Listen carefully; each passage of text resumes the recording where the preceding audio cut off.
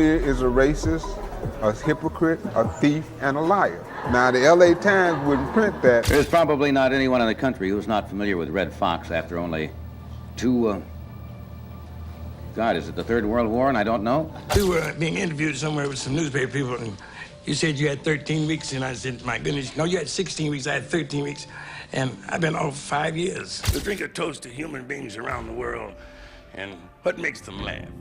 First shit. Red Foxx, a trailblazer who defied the odds, left behind a haunting message that has sent shockwaves through the industry. He revealed that Hollywood is out to get the talents of black people for their own profit. He called us in April, like in the middle of hiatus, and to say that we were canceled. It appears that the entertainment industry has perpetuated a long-standing pattern of mistreatment and injustice towards African-American celebrities, and now a tide of change is emerging as people begin to voice their grievances. It was a standard. There wasn't any black writers back then in TV. Many claim that there was ongoing propaganda to project the white voice on the black community. Let's delve into the intricacies of Hollywood's inner workings that unveil the racist face that you've never seen before. John Elroy Sanford, known professionally as Red Foxx, was an American comedian and actor. He is best remembered for his explicit comedy records and starring role on the 1970s sitcom Sanford and Son. The legendary comedian realized halfway through his career that his production company was exploiting him. Around the time when his show's third season was concluding, sources at the time reported that Red would be absent because of an illness. Jet magazine reported that Red Foxx was going to miss a few episodes of Sanford and Son to end the show's third season. But since Red's absence was a sort of protest, no one seemed to mind. Well, things started to get serious when Red took a guest show post on another TV show. It was then that the higher-ups realized that Red was still in demand, whether they wanted it or not. For those who are wondering, Fox was making $2,500 per episode. Those who think it is a great sum don't know how much the producers and higher food chain members were making off of it. Ebony magazine reported that Fox took a guest spot on the Merv Griffin show, which caused NBC executives and studio producers to realize maybe Red wasn't so sick after all. But as all supremacist organizations do, they felt that they go above and beyond by giving Red a minimal salary. And when other shows started showing interest in their big buck coupon, they slammed Red with a lawsuit. The Tandem Productions that produced Sanford and Son sued Red for $10 million. The network felt that they went above and beyond to meet Red's demands, and the back and forth became so much that Tandem Productions, which produced Sanford and Son, hit Fox with a $10 million lawsuit. When the legal battle ensued, Red gave another dimension to the case. He revealed that he wanted to have shares in the show, and that's the thing that pissed the supremacists off. He said, "I asked for 25% of the show. They wanted to give me 25% of the producer's pie and said it would take 5 years before I could get a piece of the show. Well, they want to make me look like an idiot." To top it off, Red explained that the higher-ups knew his worth but did not want to lighten their pockets. They know they have a winner and had one from the start. You see, when they gave me the show, they had about 25 million black folks to start off with. As a viewing audience, the show has made millions. Now, you might not believe it, but Red demanded his share when the production company was talking about selling the show to Columbia, making money upon money off of his work while shelling his petty pennies. They want to sell the show to Columbia for $1 million when the show is syndicated. I want to have a piece of that. I figure that if I had 25% of the show, I could make $1 million a year for the next 10 or 12 years. Before you go on labeling Red as an opportunist, you should realize that he also had a family to feed. As a breadwinner, you must know that the concern for the future of your family is legitimate. I want some money now because I deserve it now. And when I'm gone, I want my family to have 25% of something rather than 100% of nothing. I just want 1/4 of myself to own. Unfortunately, Fox forgot he was talking to old money whites. You see, by then Fox had been in the business for 38 years, but he still felt like he was still being treated like some beginner, when in actuality, he had been on the same level as Bob Hope or Danny Thomas. To top it off, he won a Golden Globe in 1973 for playing Fred G Sanford, but that did not amount to anything at all. Till his last breath, Fox was bitter about his career. In an interview with the New York Times, he said that he had been exploited by unscrupulous associates and victimized by what he sees as pervasive racism in the entertainment industry. I've been cheated more than most people because I'm gullible and I'm a target. My heart is open and I listen to people and I believe their sob stories. It's terrible out there. To add to that, Foxx actually wasn't always happy with the scripts he had to perform, written by white writers under the direction of white producers. But Foxx recognized that it was a step in the right direction. I'm convinced that Sanford and Son shows middle-class America a lot of what they need to know. The show doesn't drive home a lesson, but it can open up people's minds enough for them to see how stupid every kind of prejudice can be. Even after his departure, Michael Starr recalled that Red was always vocal about the injustice he faced. Red always complained that he never got his fair shake on television. And it's true because of his act. He was known as the king of the party records for victimized comedy and being blue. Many of you might not know, but Foxx just wasn't starring in the show, but he also did some of the writing, getting a story by credit for 2 episodes. More importantly, he changed a lot of the dialogue to make Black people authentically talk like Black people. This fact was reiterated by Tommy Davidson, another well-known comic as well. There wasn't any black writers back then in TV. TV was like, an untouched frontier. Now, Tommy insinuated that the writers were deeply prejudiced towards the Black folks in any way they could, and it all happened under the watch of the higher-ups in an attempt to disregard them in a roundabout way. It was white writers writing for us, see? Because I'd never heard of, have you ever heard a black person call another black person a jive turkey? Tom blew the lid off the elitist agenda aimed at projecting their distorted perception of Black culture onto its very creators. In a shocking revelation, he exposes the manipulative tactics employed by those in power to shape and control the narrative surrounding Black culture. That's their voice on us, you know what I mean? So that's what they were using. It was a hierarchy that was in place. But once the shows like Fresh Prince of Bel-Air and In Living Color were a huge success, they started to mend their ways to gain profit from them. That's when they said, well, wait a second. They're good.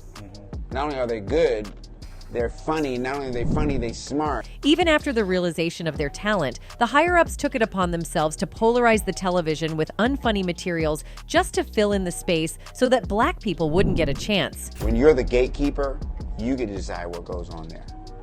So I can't get in the mind frame of CBS.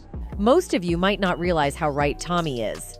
You see, Isabel Sanford of the famous sitcom, The Jeffersons boldly revealed that when the show was canceled, they did not have any closing episode, which is the norm in the industry. There was never a closing episode of The Jeffersons. Never was, and that's what I'm upset about until today.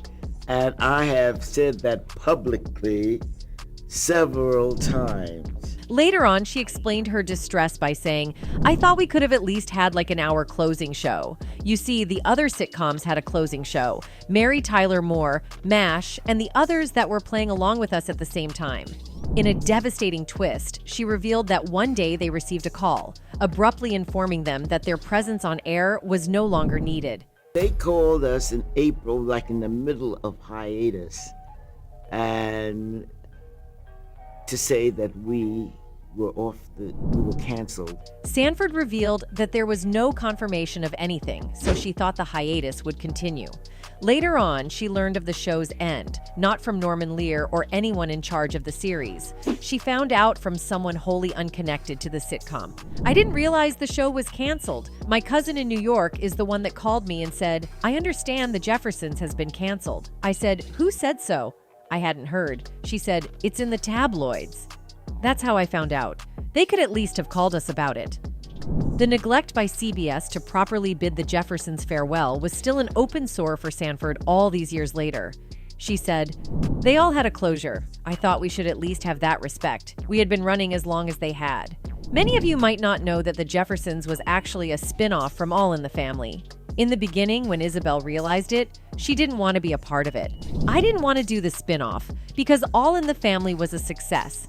I didn't know what the Jeffersons was going to present. It was sad to say goodbye. Isabel revealed that she hoped that the Jeffersons would be remembered. I think the Jeffersons will always be remembered. That's why I want my star on the Hollywood Walk of Fame, because my great-grandchildren and my great-great-great-grandchildren, they can walk past that star and say, "That's my great-great-great-grandmother there." Legacy here. I'll be there forever. That's what I would like.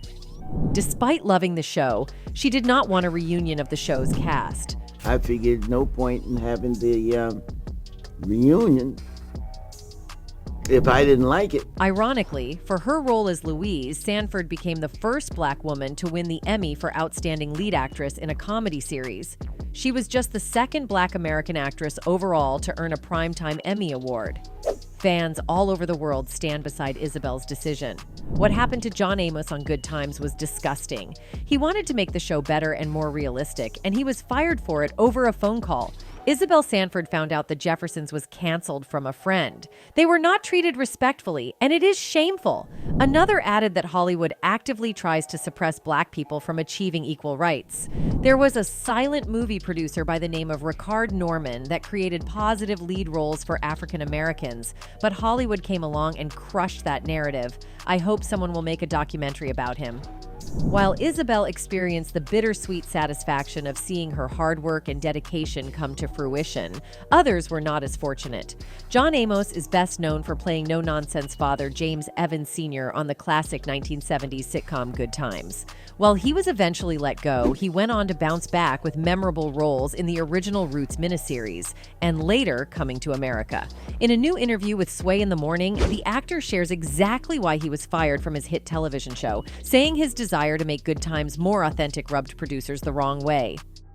The truth of it was when the show first started, we had no African American writers on the show, and some of the attitudes they had written, as per my character, and frankly, for some of the other characters as well, caused me to say, we can't do this, we can't do that. And they'd say, "What do you mean we can't do this?"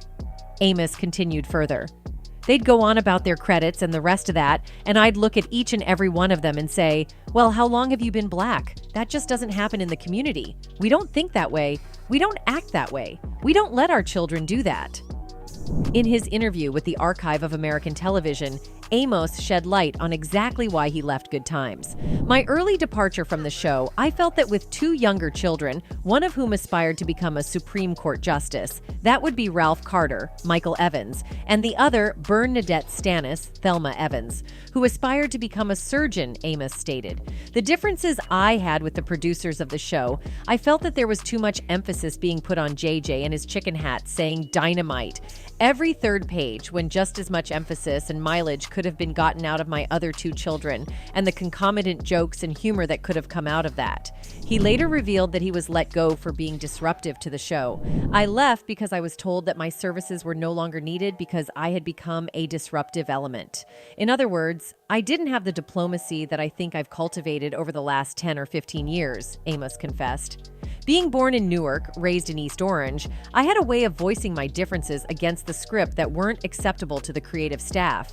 I mean, the writers got tired of having their lives threatened over jokes. What's worse is that he was let go over a phone call. So Norman Lear had called me one day and said, "John, I'll share two things with you. The good news is the show has been picked up for another 24 more episodes, which was a given because we were in the top 10. The bad news is that you won't be with us." So there was a long pause, and Norman said, "Are you still there?" I said, "Yeah, I'm still here." But I wasn't. I was no longer with the show. Amos explained that what happened to him was really common in the industry, and if you didn't have a strong back, you would get ripped off. Hollywood is infamous for that, where you write something and unless you know your way around the block and you've got a good legal team behind you, you can get ripped to shreds. But Amos's career didn't end there. He learned from his mistake and decided to write his own show while making connections. I turned my way around the block and I decided early on, let's say about 20 years ago, to write my own project and tour with it. Fans who thought of Amos as a father figure were deeply saddened the day his character was eliminated. John Amos was one of my favorite actors growing up. The very first time I saw him as the father on Good Times, I knew he had to be from the bricks. There was such a connection I felt. Sometime later, I discovered he was born in Newark. There was a lot of strong image dads like James Evans, John's character, in my Hood in the 70 essay, Grafton Ave. PJs. Keep that positive, strong black image up, Mr. John Amos. We love you. 1. After Amos, Dave Chappelle is facing the brunt of Hollywood elitism. Dave has seen the good and the ugly side of Hollywood, and he really knows what goes on behind the scenes. One thing is for sure, Hollywood isn't as sparkling and glamorous as it appears from afar. Dave alluded that all the money in the world wouldn't be enough compensation for what the Hollywood big bosses do to you. It was so much money. How could you do that? And blah, blah, blah. But if I had taken that money and finished the show, I would have got the money, but I might never have been the same. While performing a monologue in Saturday Night Live, Dave alluded that working in the industry is just like servitude. He said, "I wish I could see him now, and I wish he could see me. I wonder what he would say. This week I flew to New York on a private jet to host Saturday Night Live. Netflix started streaming a show that bears his name, Chappelle's Show, and HBO Max is streaming it. And I didn't get paid for any of it. If he could see me now, he'd probably be like, this and A got bought and sold more than I have." The joke drew some gasps from the show's live audience, but it was nothing compared to the lengthy statement Chappelle posted to Instagram, where he condemned Viacom CBS for licensing his former series without allegedly compensating the comic for his work. Do you know why Prince, the famous rock star who is a friend of mine, do you know why he called himself the artist when he came back? He calls himself the artist because that's what they call us in our contracts. Oh, these contracts are crazy. You should hear the terminology they say in these contracts. To use your name and likeness in perpetuity throughout the universe? Who the F could possibly know what that means? Nobody does. Chappelle revealed that he signed his contract with Comedy Central out of desperation. According to the comic, he had previously approached HBO about the series but was turned down. But as you can already guess, Viacom CBS licensed his work to HBO Max under the table without ever getting his permission. In his rant, Chappelle explained that he was insulted by the representatives of HBO. Now, these are executives. All they have to do is say, "Yeah, we'll take it," or "No, thank you, we won't." They didn't say either of those things. They went too far. They said literally, "What do we need you for?" That's what they told me as they kicked me out of the office. "What do we need you for?" And here we are all these years later, and they're streaming the very show I was pitching to them. So I'm asking them, what do you need me for? But that wasn't the only injustice Dave had to face. You see, Chappelle hosted his eponymous show for 3 seasons, but famously left after signing a huge $50 million extension with Comedy Central in 2005. After he exited Chappelle's show, however, Chappelle claimed he never got paid. "They didn't have to pay me because I signed the contract." But is that right? I found out that these people were streaming my work and they never had to ask me, or they never had to tell me. Perfectly legal because I signed the contract. But is that right? I didn't think so either. Afterward, Chappelle signed a major deal with Netflix in 2016 and has worked almost exclusively with the streaming platform in the years since. But according to The Star, when he found out Netflix had also licensed Chappelle's show for its platform, he was left furious. He explained, "So you know what I did? I called them and I told them that this makes me feel bad. And do you want to know what they did? They agreed that they would take it off their platform just so I could feel better. That's why I F with Netflix. Because they paid me my money, they did what they say they're gonna do, and they went above and beyond what you could expect from a businessman. They did something just because they thought that I might think that they were wrong. And I do. I think that if you are effing streaming that show, you're fencing stolen goods. They stole that from me. They just took it." Though Chappelle feels Comedy Central signed him to a bad contract, he thinks that was because of the industry itself. "I believe they gave me a raw deal because this effing industry is a monster. It's the same monster that these #MeTooBs was trying to tell you about. But they hate the monster for how it Fs, and I hate that monster for how it eats. But my God, man, it's the same monster." For those who wonder why he never mounted a return to sketch comedy on television, Chappelle said he had many friends who urged him to do just that after Chappelle's show ended. And why doesn't a slave run from one plantation to another plantation because the master over there might be nicer? My God, man, I was trapped. To tell you the truth, I've even thought about coming back and doing another Chappelle show. Well, but if I do, I can't call it Chappelle's Show because my name and likeness is being used by them in perpetuity throughout the universe. It's in the contract. In an act of defiance and determination, Dave refused to let the industry's betrayals extinguish his hope. Disappointed by his legal team's shortcomings, he made a bold move, reaching out to his loyal audience with a powerful plea. With unwavering resolve, he called upon them to take a stand and boycott his own show. He said, "I called my agent and I said, 'Is there anything I could do about this show?' And he said no. Well, F you too then. If you want something done right, I guess you have to do it yourself. So I'm not going to my agents, I'm coming to my real boss. I'm coming to you. I'm begging you, please don't watch that show. I'm not asking you to boycott any network. Boycott me, boycott Chappelle's show. Do not watch it unless they pay me." Fans believe that the only reason Dave is still making it in the industry is because of his talent. It only worked for Dave because he was such a likable and relatable comedian. He had so much cash with the public that he was able to weaponize it. He couldn't win in court, but he could win in public. Good things happen to men who do good things. A truth teller was saved by telling the truth. That's it for today. See you at the next one. Goodbye.